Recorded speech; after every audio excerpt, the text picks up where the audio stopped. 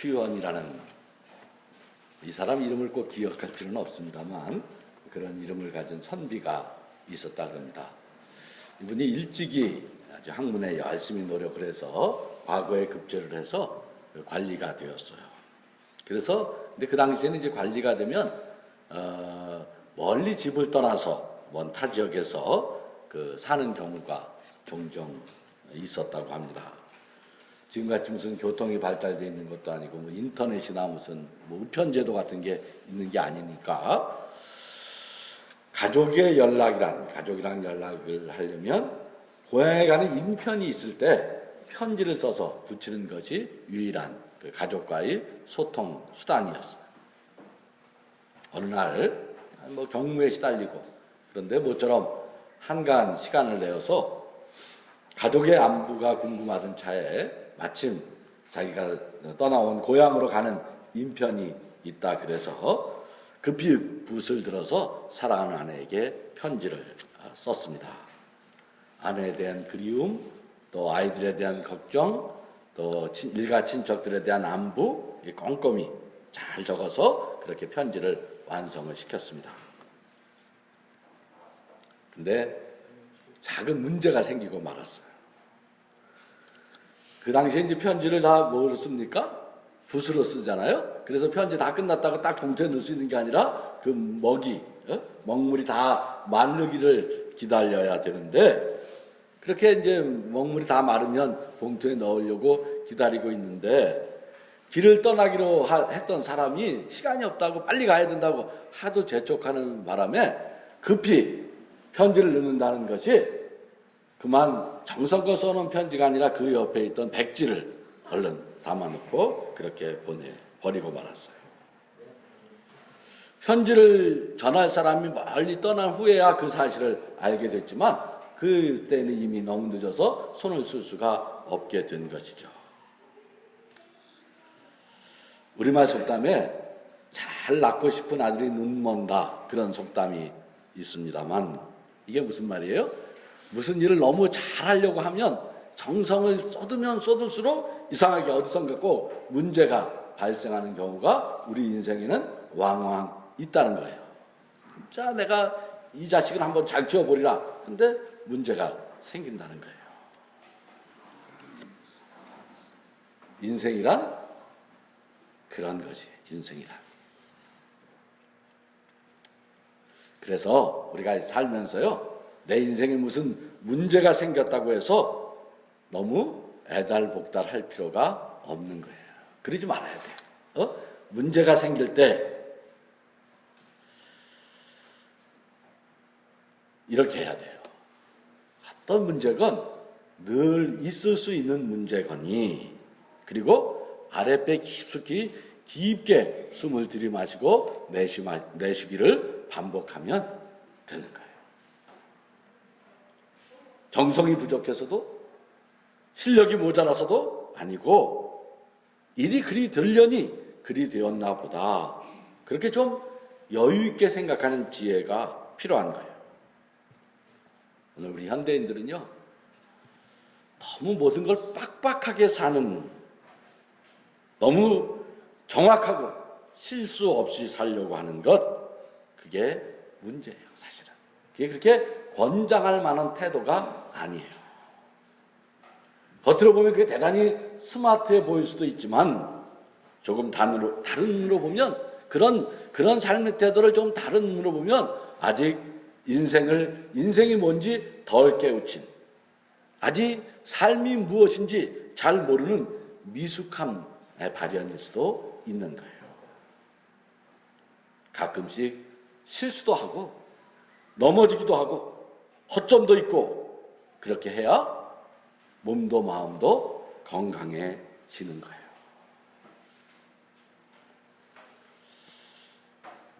별로 안 믿으시는 것 같아. 내 인생은 나는 한 점 틀림도 없이 완벽하게 살 거야. 그러면 병난다니까. 몸만 망가지는 게 아니에요. 정신도 망가질 가능성이 대단히 높아요. 그러니까 가능하면 실수를 많이 하는 게 좋은 일이에요. 조금 여유 있게, 조금 느긋하게 살아야 하지 않겠습니까? 그리고 나만 그렇게 사는 게 아니라 남이 실수하고 넘어졌을 때도 그렇게 느긋하게 봐야 되는 거예요.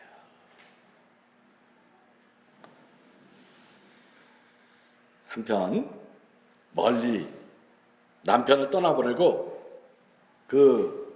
박 선생의 아내는 그리움의 나날을 보내고 있었겠지요. 식사는 거르지 않고 잘하나 자기 없다고 밥 못 먹을까 봐 맡은 일은 잘 해내고 있을까? 몸은 건강할까? 아낙들이란 늘 그렇게 걱정을 달고 살지 않습니까?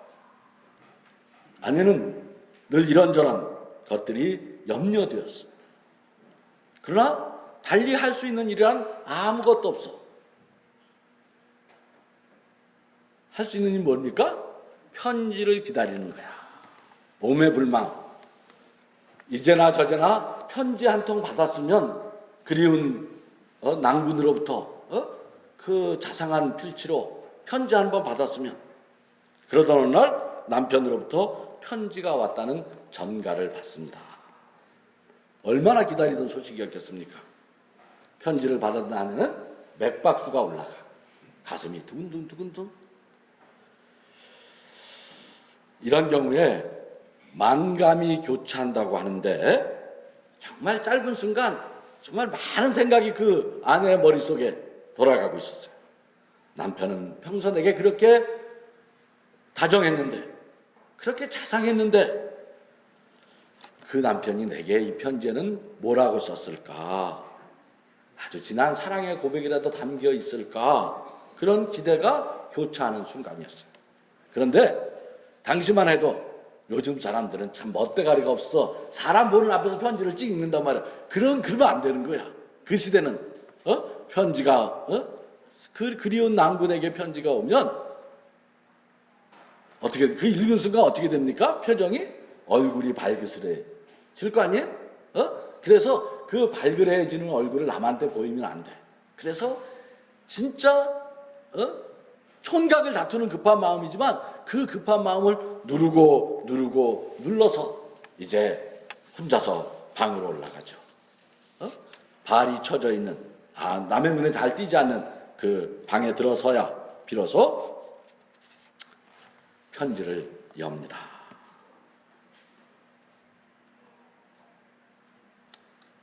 그런데 이게 웬일입니까? 아내가 받아든 편지에는 아무런 글씨가 없는 백지장이었어요.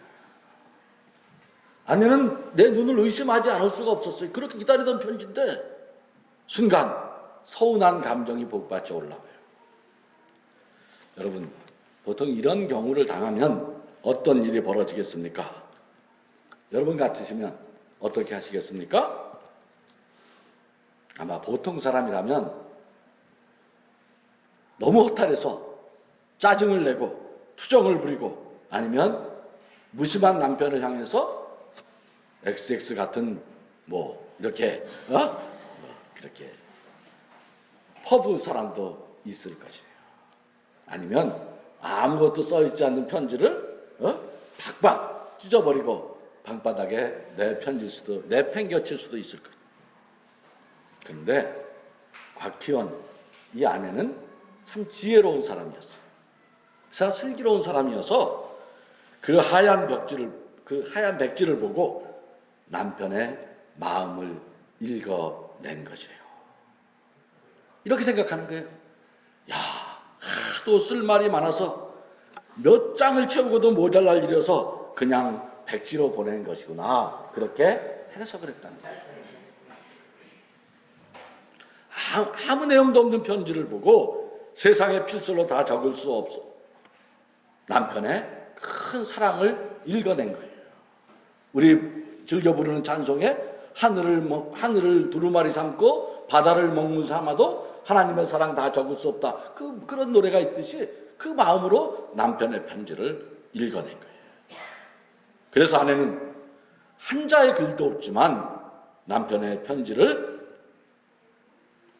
그걸 보고 받고 감격해서 그 감격에 이런 시로 응답을 합니다.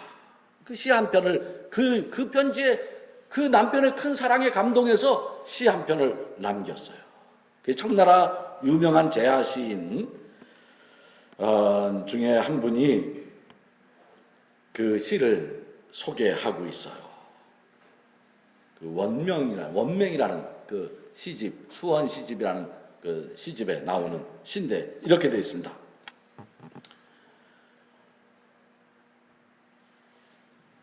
벽사창하 박한봉, 이게 이런 말이래요. 푸른 발을 들이운 창 아래서 당신의 편지를 읽고 보니 최조동무 절미공, 작은 편지지에 처음부터 끝까지 여백만 가득합니다. 응시설랑 최별한 착한 당신, 따로 떨어져 사는 것이 한이 되어 어긴 전제 불원 중 글로 다 쓰지 못하고 그리움만 가득 채워 보내셨군요. 아내는 아무런 글도 없는 하얀 종이에서 남편 깊은 사랑을 읽고 여보 당신 사랑에 감격했어요. 요즘 말로 하면 그런 말을 지금 이 시에 담아서 하고 있는 거예요. 여보 정말 사랑해요. 그렇게 말하고 있는 거죠. 그녀는 글자 없는 백지에서 남들이 보지 못하는 무엇을 보았다는 거예요. 그녀는 지금 무엇을 본 것일까? 그녀는 지금 그 백지장에서 수십 장의 글보다 더 진한 남편의 사랑을 보고 있지 않습니까? 어떻게 이런 일이 가능한 것입니까? 그 보이지 않는 글씨를 보게 하는 눈은 도대체 무슨 눈일까요? 오늘 우리가 읽은 성경 본문에 예수님 우리에게 묻고 있지 않습니까? 지금 무엇을 보고 있느냐? 여러분, 우리는 지금 무엇을 보고 있습니까? 오늘 성경 이야기를 우리가 이게 성경에도 그렇게 써 있어요. 성경 앞에 제목이 그렇게 써 있는데 오늘 성경 이야기를 맹인을 고치는 이야기로 읽으면 그것은 정말 어리석은 일이에요. 그것은 문자로 성경을 읽는 것이지 마음으로 영으로 성경을 읽는 것이 아니라는 거예요. 오늘 성경은 그렇게 육신의 눈이 먼 사람을 치유하는 이야기가 아닌 거예요. 만약 성경이 예수님이 그런 시각 장애인을 고치는 이야기를 하는 것이라면 우리같이 두 눈 멀쩡히 뜨고 살아가는 사람은 이 이야기를 읽을 필요가 없는 거예요. 우리와 상관이 없는 이야기가 되잖아요. 여러분, 오늘 성경이 문제 삼고 있는 이 맹인은 그런 눈먼 사람 얘기하는 게 아니에요. 그런 세상의 일반적인 맹인을 가리키는 것이 아니에요. 오늘 성경이 보도하고 있는 오늘 눈을 맹인을 고쳤다는 그 보도하는 그 맹인은 어떤 사람입니까? 성경이 사실은 우리가 이걸 성경이 그런 점에서 굉장히 친절한 책이에요. 우리가 이것을 눈치채지 못할까봐 이게 진짜 무슨 이야기를 하고 있는 것인지 우리 보고 알라고 한 정보를 남기고 있어요.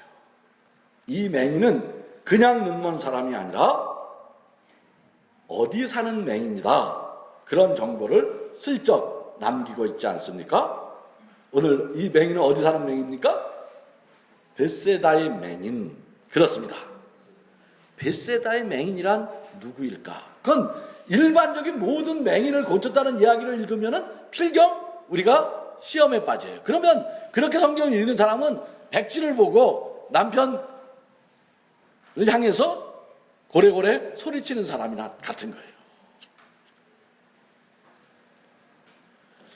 우리는 벳세다 성경을 읽으면서 벳세다 그러면 지리적 정보를 무슨 도시 이야기구나 이렇게 생각하게 되어 있습니다만 그것은 바로 우리가 영적으로 눈이 멀어서 그리 생각하는 것뿐이에요.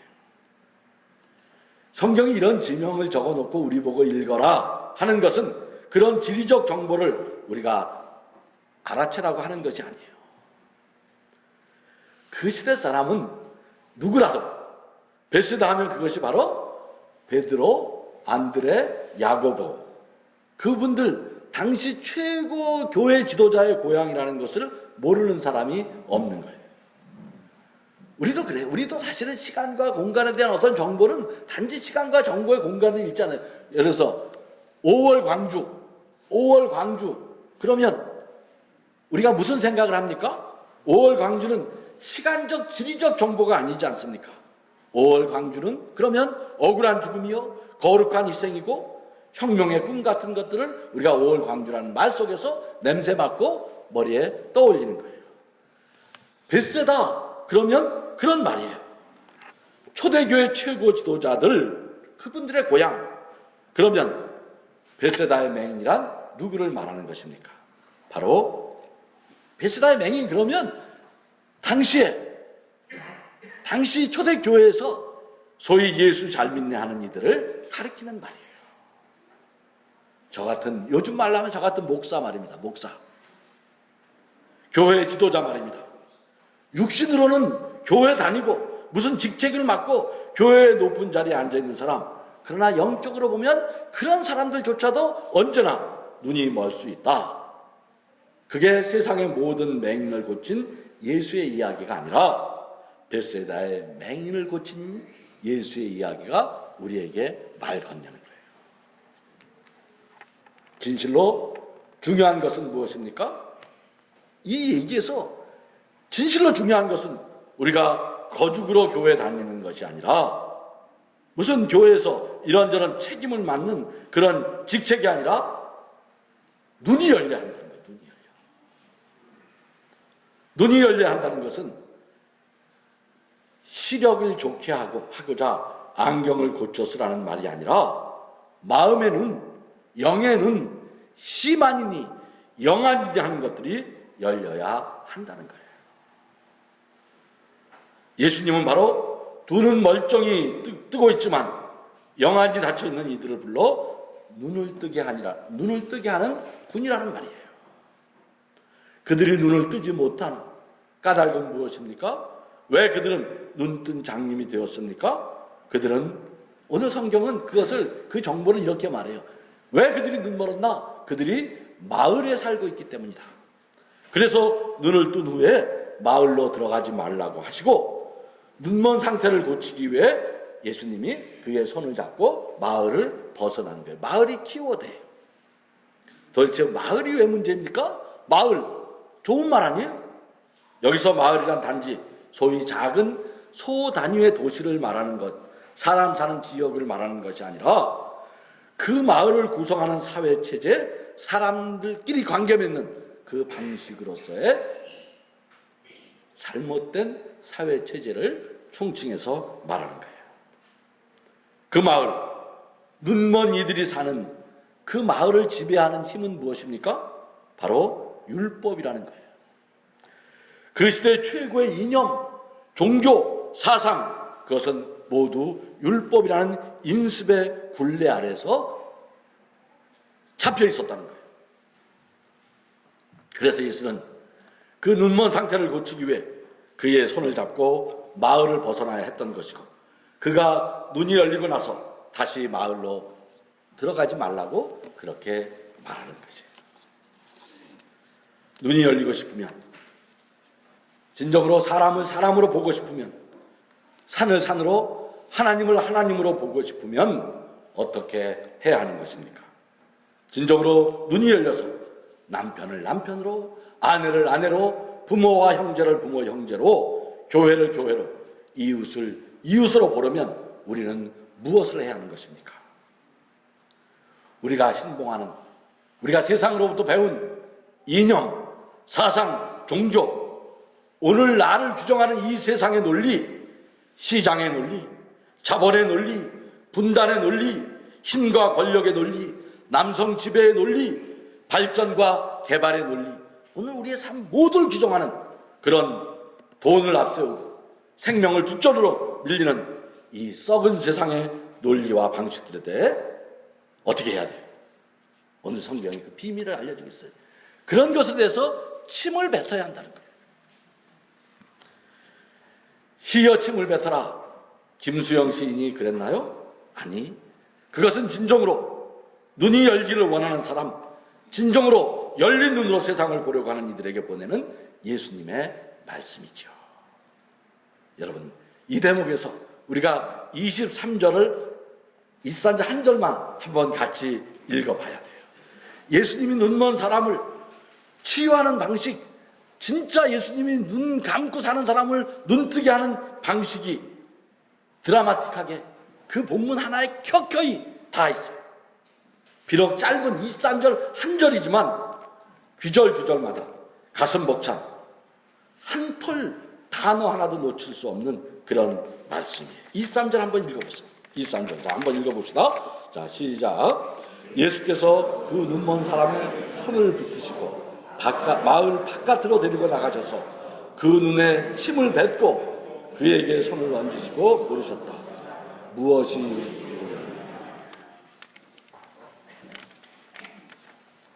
여러분, 무엇이 보이십니까? 왜 예수가 그의 손을 잡았는지 보이십니까? 왜 마을 바깥으로 데리고 나가셨는지 보이십니까?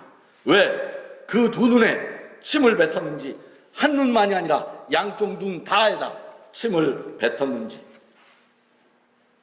왜 그에게 손을 얹으시고 물으셨는지, 왜 무엇이 보이느냐고 물으셨는지, 그런 것들이 보이십니까? 여러분, 다시 묻습니다. 무엇이 보이십니까?